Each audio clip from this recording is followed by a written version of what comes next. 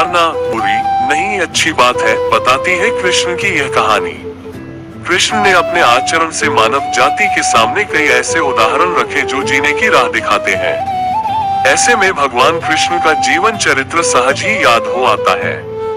मथुरा की एक कैद में माता देवकी के गर्भ से जन्मे कृष्ण ने अपने आचरण से मानव जाति के सामने कई ऐसे उदाहरण रखे जो जीने की राह दिखाते हैं। ऐसा ही एक उदाहरण है उनके रणछोड़ बनने का। जी हाँ, एक बार कृष्ण भी युद्ध को बीच में ही छोड़कर मैदान से भाग गए थे, फिर भी शत्रु का वध हुआ और हजारों निर्दोष नागरिकों की सुरक्षा हुई। ये है कृष्ण के रणछोड़ बनने की कहानी। भगवान श्री कृष्ण का जन्म कंस का वध कर समस्त पृथ्वी लोक को उसके अत्याचारों से मुक्त कराने हेतु हुआ था। किशोरावस्था में ही वह गोकुल से मथुरा आ गए तथा दुष्ट कंस का वध किया। कंस की मृत्यु से दुखी उसके श्वशुर जरासंध ने एक विशाल सेना लेकर मथुरा पर आक्रमण कर दिया। इस आक्रमण में उसके साथ शिशुपाल और काल्यवन जैसे शक्तिशाली राजा भी शामिल थे। जल्दी ही सेना मथुरा जा पहुंची और मथुरा की राजसभा में कृष्ण तथा बलराम को सेना को सौंपने का संदेश भेजा गया।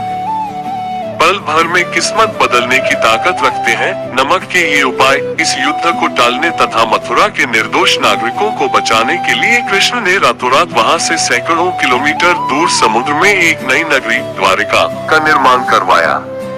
अपनी माया से उन्होंने समस्त नागरिकों, उनके पशुओं तथा संपत्ति को नींद में ही नई नगरी में पहुंचा दिया। अगले दिन सूर्योदय के समय कृष्ण तथा बलराम जरासंध की सेना के सामने जा पहुंचे और उसे लड़ने के लिए चुनौती दी। जैसे ही जरासंध और दूसरे राजाओं ने कृष्ण को मारने के लिए शस्त्र उठाए, दोनों भाई भागने लगे।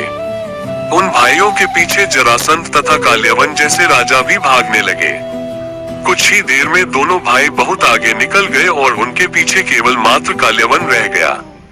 उसे देवताओं ने वरदान दिया था कि उसकी हत्या किसी अस्त्र या शस्त्र से नहीं होगी। ऐसे में वह निर्भीक था और लगातार कृष्ण का पीछा करते करते एक गुफा में जा पहुंचा। गुफा में राजा मुचुकुंद सो रहे थे, जिन्हें इंद्रदेव ने वरदान दिया था कि जो भी उन्हें उठाएगा वह उनके देखते ही जलकर भस्म हो जाएगा। वहां पहुंचकर कृष्ण ने सोए हुए मुचुकुंद पर अपना पीताम्बर डाल दिया और स्वयं छिप गए। काल्यवन भी वहां जा पहुंचा और सोए हुए राजा मुचुकुंद पर पीताम्बर देख उन्हें ही कृष्ण समझ बैठा। उसने मुचुकुंद को उठाने के लिए लात मारी, जिसके कारण उनकी निद्रा खुल गई और उनके देखते ही काल्यवन वहीं पर जलकर भस्म हो गया।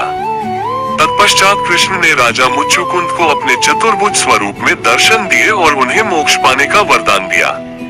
वहीं दूसरी ओर जरासंध और बाकी राजा पूरी तरह से खाली मथुरा देखकर वापस लौट गए। युद्ध से भागकर कृष्ण ने रखा देवताओं के वरदान का मान। कृष्ण चाहते तो स्वयं भी काल्यवन और अन्य अधर्मी राजाओं का वध कर सकते थे, परंतु देवताओं के दिए वरदान का मान रखने के लिए ही उन्होंने काल्यवन को राजा मुचुकुंद के हाथों मरवाया। इसी तरह बाद में जरासंध का वध पांडु पुत्र भीम के हाथों करवाकर भूद्रा का भार कम किया।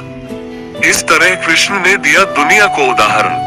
इस कहानी के बाद कृष्ण के नाम के साथ हमेशा के लिए रणछोड़ जोड़ दिया।